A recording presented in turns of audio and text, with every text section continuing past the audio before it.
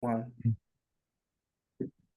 Hello, welcome everyone to Oakland Creates Art Makers interview series. Today we have Stephen Yu, a wonderful illustrator, cartoonist, and artist from the Bay Area.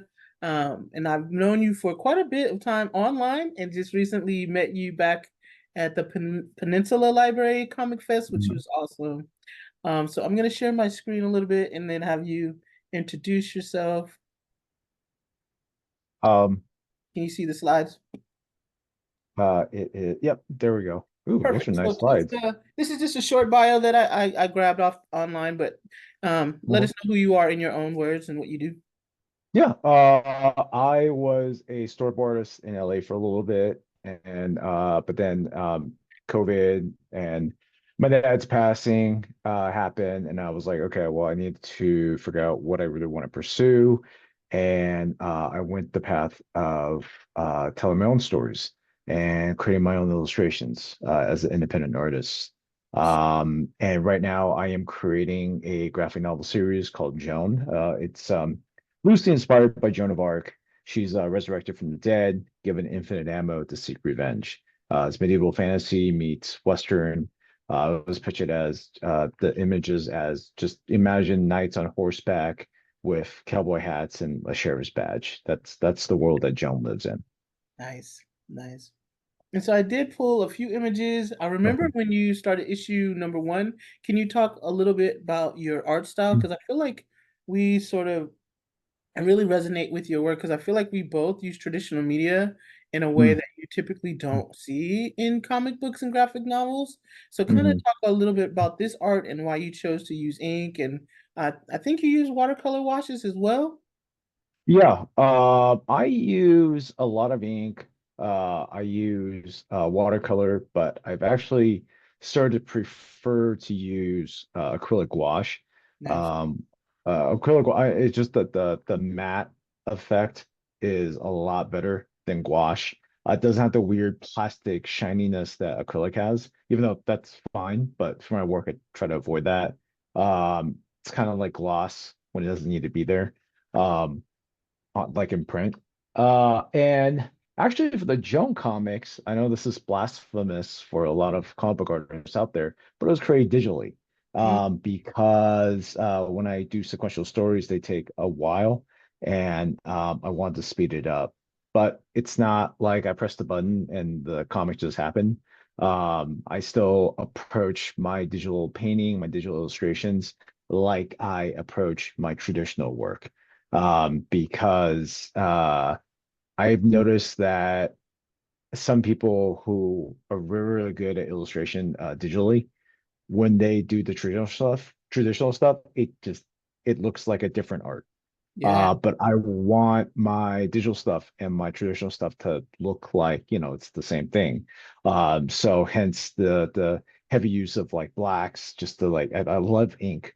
So when I approach digital, I approach it like I'm doing ink. Sometimes I don't even press Control Z or do the undo. I try to avoid that process completely because I don't know, it's just a form of good discipline. No, I was gonna ask you about the heavy blacks because I really love that, and I'm starting to use more contrast and dark inks to mimic, like you said, mimic the. Well, I use all traditional. I still haven't mastered digital, but even when I do digital art, I try to use the heavy line and do a Mhm. lot of dark areas. So yeah, that's a great segue into this one because I could have sworn the one on the right was all traditional, but you're saying that's digital as well? Yeah, I mean, like I said, I approached it just like I would with like a traditional tool. So I recently got recent as far as like last December, I got a uh iPad and I downloaded Procreate and I was like, okay, this is good because this is closer to how my hand moves than I would using Photoshop. Photoshop is I don't know, it's weird. And I was using a tablet, the tablets like the Wacoms you would plug in and all that. It just I don't know. There's something strange. It doesn't act like real paper. And Procreate does. You can move it around, you can sit there, you can hold the paper and tilt it sideways and all that. And uh the only, I guess, quote unquote cheat is that you have a perspective tool in Procreate, and that helps a lot. So it definitely helped with this piece that I worked on. Um, So all it was is I just had the perspective line up, and then I just went straight to just taking a brush and just painting it. There wasn't any, I didn't use any other brush except this one. It's like it's called a rolling ink brush or something like that. But that was the only thing I used. And it was just Wow. like you either lowered the size of the brush or increased it. And that's all I did. So I know I some people, yeah, go ahead. Sorry. was gonna say I could have sworn you used like a sumi brush and just went for Yeah. it in traditional media. So that's really, really good. That's awesome. Thank you. I appreciate it. Yeah, it's one of my favorite pieces. This is like basically me and my great grandma. And I missed her and I was like, okay, like um, I grew up in Taiwan and I know it's probably I could talk about that later, but I was just feeling really nostalgic because I just had Oh, come back from Taiwan and I was like, I want to do a tribute piece to her. that's so wild because I have a drawing that I did of my grandmother and myself in that same thing with her holding my hand. Yeah. So good memories. Yeah. So yeah, let's jump right into the interview questions. I'm gonna stop sharing my screen so we can see your face. Well, So my first question is, where did you grow up? I grew up in Concord, basically the East Bay, Concord and Antioch area. Uh, So I was born in Taiwan first, and then moved to Concord when I was 5, and then for what like for years until like I graduated high school, I lived in that general area. wow. Well, yeah, I'm familiar with Concord. I grew up in Richmond, so it's just on Okay, the other side of the mountain. yeah, yeah, we're Nice. neighbors. Exactly. Yeah, we never competed. We always competed with schools in Marin. We went the other direction for our league, our sports leagues. But yeah, I spent a lot of time in Concord, Pleasant Hill, and oh my Yeah, God, that's such a familiar area. no, Um, no. so my next question is, was there one major event, either in your childhood or as an early artist, that kind of spearheaded your, trek into making art? Like, is there something that inspired you at an early age that made you say, "Hey, I want to start making art, and this is possible to do for a living"? Uh, When I don't know. I mean, you always hear about artists. I mean, just there's nothing special about like, artists will always say, well, I've been drawing since I was a kid, which is true. As far as being a career, I think that probably started around 2009, 2008. So I had a series of just, I don't know what you would call them, but they're almost like a missed opportunity. Like it was like I don't know, it was like trying to develop a relationship with art, but it was never the right time because art was with somebody else and I was with somebody else. That's the best way I can describe it. Okay. And I remember just I started off my art journey was like, I mean, officially started in 2002. And I was taking classes DVC and man, I was like feeling like really happy about it. And then then left that, went the direction of studying English. Hmm. Uh and then I was like, okay, what do I do now? That was all at JC Junior College. That was at Diablo Valley. Okay. And then 2007 I said, okay, I want to be a graphic design major. Uh, but my dad wasn't very happy about that. Asian dad. None of our So peers are. yeah, well, yeah. And then so I went into economics actually. And but then I was like, I don't know, the last year I was taking my econ classes. I was like, I gotta get out of this. And it was made worse by the fact that the business building closed down. So all the business students were in the art building. Oh wow. And I remember right across from me was the figure drawing class I had taken prior to shifting to economics. And I would hang out in there after class all the time. And once it was like the last year in college, I was like, hey, look, it's obvious you try to walk away from this world and it didn't happen and you keep going back to it. So Right. make the choice. And that's when it happened. Wow. So how did you get into storyboarding? Uh, I think a lot of I it was two things that happened. So the first one was I love Blade Runner a lot, the first Blade Runner. Hmm. Second one's great too. But the first one I was watching religiously every day. I was like, there was a time in my life where I was just like, whenever I wasn't really sure what to do, I would watch the Dangerous Days making a Blade Runner documentary, and they had this whole section about how they visualize the world, and it was just like it was like the production designer Sid Mead, and then there was Tom Southwell, who was the production illustrator, and then Mentor Hubner was the storyboard artist, and they were just, it was like all these talking heads of these awesome people and how they made the movie. And I was like, yeah, I think I could do that. And uh my first gig was in like 2012. I did an ad for the United Nations Foundation, and I was like, okay, I could see myself doing this. Wow. Uh and that's so it was about, I don't know, about what's the math on that? So yeah, about 4 years later, I decided, okay, I'm gonna move to LA, and I was storyboarding there, but it's just, I don't know. I'm not opposed to storyboarding now, but my shift has focused to more of I want to put my art at the forefront. Yeah. And storyboarding is different. It's just like there are boards that I don't think anybody would ever see Yeah. because it was, it was just working for other people. And So it's mostly just all production, right? So, exactly, that's what I was gonna say. Yeah, oh wow. Well, it's really, I mean, you can make a great living doing that, but like you said, your name and your art would probably never get out there. yeah. Do you get to keep the rights? Do you own the rights to those, or you just have to give them to the company? Um, I think there are a great number of them that just belong to the company. Wow. Um, and I can really like show them. Um, Luckily, I never went through like an agency, because I think agencies might be a little more protective of the work. But the individual firms that I worked for, yeah, most of them were protective of it, but some of them were like cool. They're like, yeah, go ahead and you can show it off in your portfolio. So that Wow. was cool. That is Yeah. cool. No, that's Hmm. what I used to think about doing freelance stuff and more editorial type stuff. And Yeah. that was Hmm. the biggest concern is who keeps the copyrights. Yeah. Because that, that's really how people make money are if you want to sell it and keep producing it. So my next question is, um, do you feel like, well, first of all, what is your relationship to your audience or viewer, and how do you feel like it's changed over the years? Like, has it changed Mhm. who buys your art, who buys your comics? Has that audience changed? And are you making art specifically for them, or are you sort of making it for yourself, or both? Yeah, I mean, that's a great question. I think it's a mixture of a lot of, I think there's a lot of answers to that. Let me streamline it.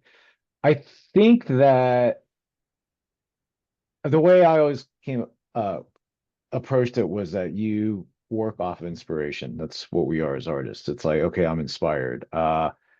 If I was more business minded, I Mm, probably wouldn't think like that. I'd probably be like, okay, what is it that people need? I probably would have more fan art than I currently have right now. yeah. But also I do need to consider the business aspect of it. So that's where like the audience, like demographics and all that, paying attention to that does help. Um, but I do feel like my knowledge about who likes my art has changed throughout the year, especially since I went full-time freelancing last year. Mm, Um, I've noticed that a lot of my audience tends to be people who they can appreciate the edginess, I guess, of art. They can appreciate the fact that my stuff it's not, I think there's people who do like, okay, this is the very specific Chinese or Taiwanese or like there's a very specific culturally Asian story. mm, But whereas like with what I do, it's like a fusion of like everything East meets West. I remember Peter Chung, Eon Flux. His Eon Flux has that. It's like uh some of it is from um this like Korean background, with the politics evolving, like the DMZ of like North and South Korea, the borders there. But then, he also has his inspiration from like Mobius, the European comics. So it's just kind of like I'm more of I'm more I think for me it's more about like here's all the things that inspire me and how do I distill it down to like what I like. And I think the people who like my stuff tend to come from that angle. They're like, oh, I recognize that. I recognize where you got that. Oh, I see how you like put it together. And I noticed that, and this is like totally like a huge compliment. By no means is it like a diss on anybody, but I do notice that people like my stuff tend to be more artsy fartsy. Mm. Uh, and I appreciate that. So that's awesome. No, I mean, I think, also people have to sort of understand the references that you're making. And if they Mhm. aren't familiar with like spaghetti westerns or even familiar with European history and Joan of Arc, then it kind of all of it can just kind of go over their head, right? And Mhm. I feel that same way about my stuff and the horror genre, and Mhm. especially like the weird humor that you get with like group dynamic, like Mhm. zombies in particular. Because like one of my favorite horror movies is Return of the Living Dead, and it has Mhm. so much humor, and it has all these weird like little quirky characters, Right. and that is kind of like the tongue in cheek, weird funny kind of black humor that I'm going for. Right. I feel Mhm. like you, there's a specific audience that gets it.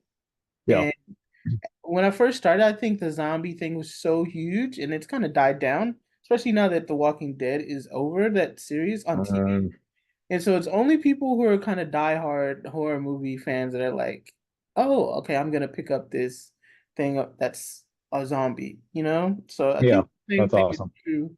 I think the same thing is true of like people interested in someone on a horse or in a Western style, even Yeah, though it's very specific with Joan of Arc. If I don't know if younger people even know the story of Joan of Arc. probably not. But so that's really cool because yeah, it's hard if you're doing something that's not like you said fan art, then I Yeah, feel like you have to be super original yeah. uh with your stuff. So I mean, so it stands out. Mhm. Let's see.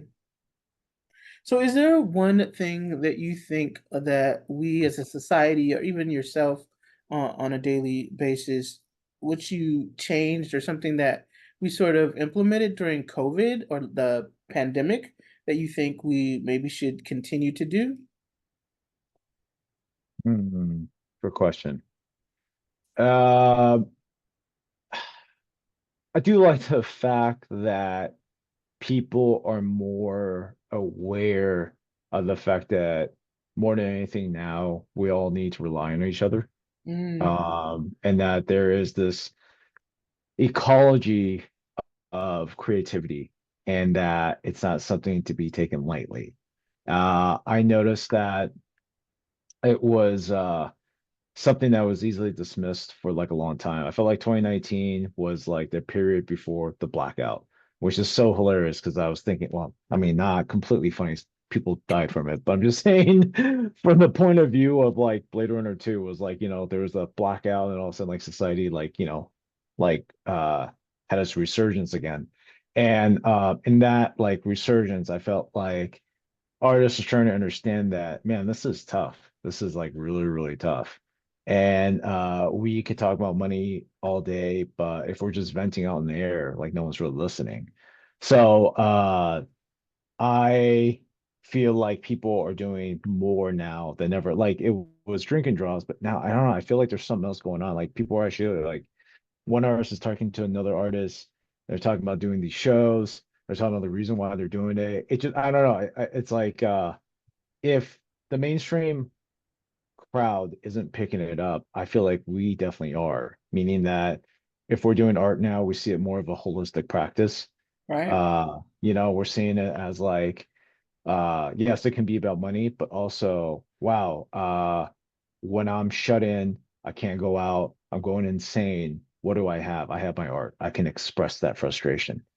And I've seen a number of comic book creators who have books and the subject is all about their mental health.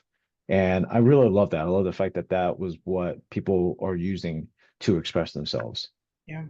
Yeah, no, that's real. That's so important because I feel like we were slowly moving away from talking about mental health being taboo, but I think during the lockdown and people really started to struggle and felt more comfortable sharing and reaching out. People I think feel like that normally wouldn't were Mhm. reaching out more, which is amazing. And like, yeah, talking about it, making art about it. But I think also just realizing we do need support and a network of support